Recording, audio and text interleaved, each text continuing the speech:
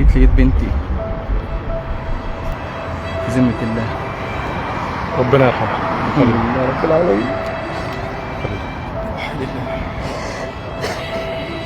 بقالي ايه ده يا شيخ؟ مدان. مدانة بايه طيب؟ ما هي دي بتاعتك انت بقى، لان احنا قلنا لك عندك حاجه. استنتها اول ما خرجت وبتعدي الطريق وهي محضره العربيه ومشغلاها، وقامت طايره عليها شالتها من على الارض، لدرجه ان البنت لما وقعت عدت عليها ووقفت بعدها بلحظات تتاكد انها ماتت عشان تاخد حق ابنها من جنى احمد. قصه هتبقى مختلفه، قصه هتخليك تقول هو في كده، هو ازاي كده. وعشان كده معانا قصة تانية، قصة هتخليك تقول الناس دي ما بقاش عندها عقل.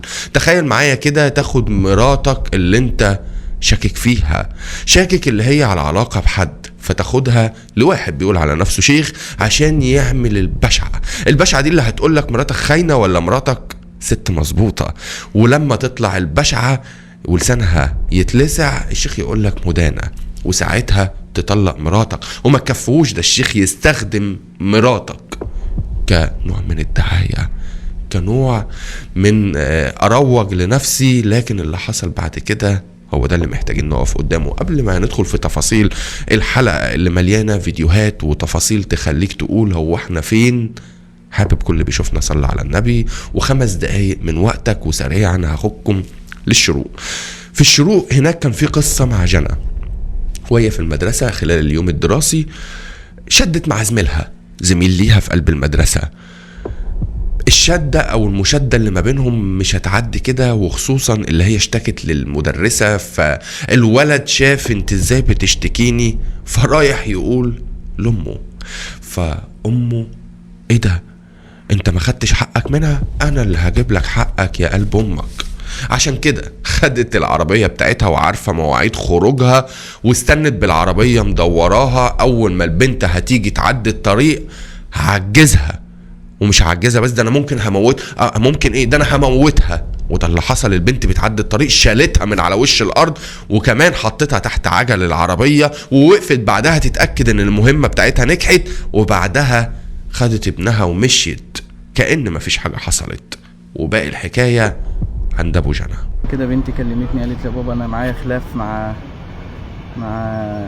ولد هناك، كان هيكعبلني يجيبني من على السلم. فبقول له انت ما تربيتش وكده يا بابا، بقى شوفوا لي الواد ده ايه قصته يا بابا، مضايقني يعني. قلت له خلاص يا بنتي انا يعني ايه وقعك، لا ما ينفعش الكلام ده. فنزلت طبعا تاني يوم كان عندي شغل ما عرفتش اروح. نزلت بقى يوم الحادثه دي، رحت كان الساعة 12. انا من عوادي بصحى يعني الساعة 11، بصحى متأخر يعني شوية، بروح شغلي على الساعة 12 ونص واحدة. خدت بنتي وبنتي التانية وروحت.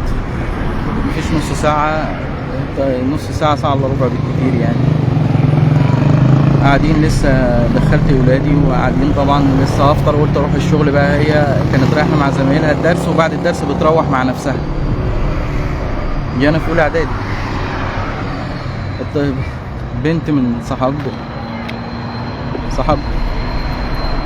صحابها اتصلت من تليفونها على مامتها، قالت لها الحقي بنتك عملت حادثه. طلعت اجري، انا عربيتي في الصيانه، فطلعت اجري على عربيه، خدت عربيه سوزوكي ورحت. قالوا لي ده البنت، قالت لها ده العيادات بدري اللي جنب المدرسه. جريت على عيادات بدر، قالت لي لا ده بنتك راحت المستشفى العام، الشروق العام. جريت لقيت بنتي في ذمة الله. ربنا يرحمها. الحمد لله رب العالمين. بقالي لسه بخير، وان شاء الله حق بنتي هيرجع، ان شاء الله حق بنتي هيرجع. وصلتوا ليه قانونيا لحد دلوقتي؟ لا لسه يعني الموضوع مع النيابه. طب بتطالب بايه من الجهات المسؤوله؟ بالقصاص. بص حضرتك، احنا كل اللي بنطالب بيه حق جنى لازم يرجع تتحاسب زيها زي اي حد. ربنا يصبرك على فراق بنتك، وبإذن الله حقها جاي من الست اللي احنا مش عارفين نقول ايه هيردها لها في ابنها، ولا القلب ده موجود ازاي؟ عارفين لو هي مش مخلفة نقول ده ما عندهاش قلب ولا حاسة، الضنا يبقى غالي. لكن تخيلوا معايا اللي هي بتعمل كده عشان المشادة اللي ما بين ابنها وما بين جنى. أنهي عقل وأنهي منطق يصدق اللي بقينا فيه؟ على العموم بعد ما هربت الرجال الشرطة قدروا يقبضوا عليها وبعرضها على النيابة العامة. قالت في كلامها أنا ما خدتش بالي، ما كنتش واخدة بالي، بدل ما دوس فرامل دوست بنزين، معلش.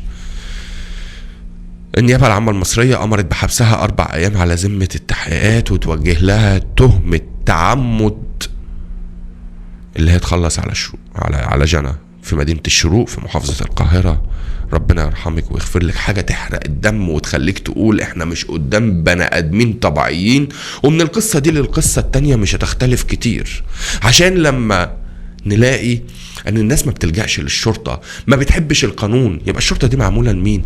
وعلى سبيل المثال احنا شفنا القصة الاولى، الست ولا لجأت لمدرسة ولا لجأت لولي امر ولا لجأت لشرطة ولا لجأت لحاجة ونفذت بنفسها. هنلاقي في القصة التانية نفس الحوار ونفس القصة. واحد شك في مراته، انا حاسسها كده ان ليها علاقة مع حد ومعهوش دليل، ما معهوش اثبات. يا عم عيب على رجولتك، ما انت لو حاسس ان مراتك على علاقة بحد طلقها عشان تبقى راجل بجد.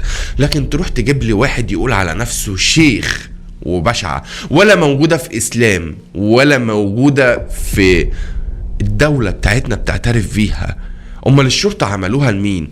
خلونا بس ندخل في القصة عشان انتوا في العقل كده والفعل ده. لو عيل صغير مش هيصدق اللي بيحصل، مش هيقتنع بالكلام ده. لما انت تشك في مراتك وتقول انا خلاص انا شاكك فيك اللي انت ست خاينة، طب اثبت لك ازاي اللي انا مش خاينة؟ والله هاخدك ونروح للشيخ ويحط البشع. ما انت مش في ايدك حاجة ولا دليل ولا اثبات. ما انت لو في ايدك اثبات ودليل هتطلقها، لا هتروح تعمل محضر فيها، لكن مفيش. فاحنا نروح للشيخ، الشيخ هياخد بقى البشعة اللي هي بتبقى حديدة سخنة ويحطها على لسانها. طب وبعدين لو طلعت مدانة هطلقك، والشيخ هيثبت، ملوش مصلحة، الراجل بياخد اجر على اللي هو بيعمله وهو اللي هيثبت انت مدانة ولا لا. تعالوا نشوف.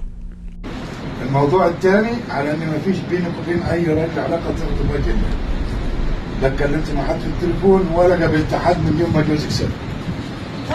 هي السفريه الاخيره بعد الموضوع القديم. الله يسلمك.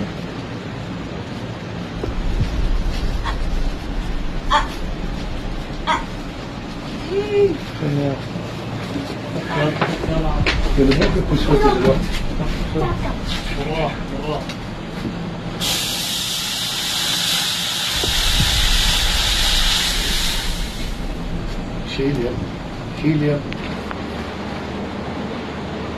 عندها حل. انا لسانك انا لو عملته كده هينزل كله، انا مش عايز انزله، لكن لسانك اتعور. لو بس تفتح لسانك، بتاع لسانك كده، بص شايف؟ طلع لساني. انا لو عملنا دي كده هتوسع معاها، انا مش عايزها توسع.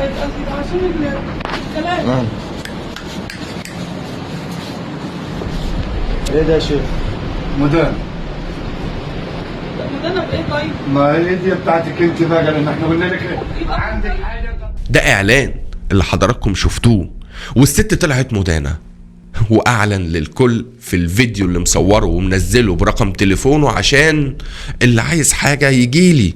انا بطلع المتهم وبطلع البريء، وهنا ست طلعت خاينة. مش مهم هتاجر بيها واطلعها واعرف الناس كلها ان هي خاينة. طب ما ممكن انت ايدك اللي تقيلة في البشع على ساعتها، ممكن عندها حساسية، ممكن اي ظرف من الظروف. ليه بقينا كده؟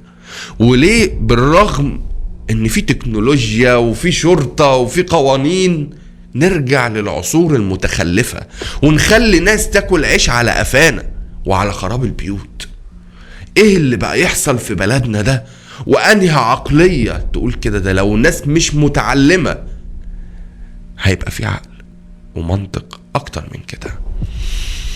انا لو طالع النهاردة بحط الفيديو عشان نتعلم منه، عشان نوعي حضراتكم، عشان اي حد بيشوف اعرف اللي ده نصب، ده عمره ما كان اثبات، مش موجود في الاسلام ولا موجود في القانون ولا موجود في المجتمع الا عند قله يقول لك هنروح للبشعه. معلش ابقى روح مع المولد. لما حتى اللي كانت مراتك، ما انت اكيد طلقتها او مش موافق اللي يتم الشيخ ده يتاجر بيها وينزل الفيديو بتاعك كاعلان ويقول اللي هي مدانه وادي ست خيانه زوجيه، ليه؟ أنهي حق؟ ده الشرطه لما بتقبض على متهم بتفضل حاطه شريط عليه لحد ما المحكمه تثبت اللي هو متهم. لكن هنقول ايه؟ عقليات ولا شافت دين ولا شافت علم، لكن عقليات لازم لما نكلمها مش هننزل لمستواها، هنكلمها ببلدنا القانون. اكيد الشرطة لما هتشوف حاجة زي دي والنيابة العامة مش هتسمح بحاجة زي دي في مجتمعاتنا. كنا محتاجين نسلط الضوء على قصتين الاتنين ولا فيهم دين ولا فيهم عقل ولا فيهم منطق، لكن فيهم جهل، ودي الكلمة النهاية. مستني رأي حضراتكم في القصتين، الأولى عقوبتها ايه والتانية الحل ايه. السلام عليكم.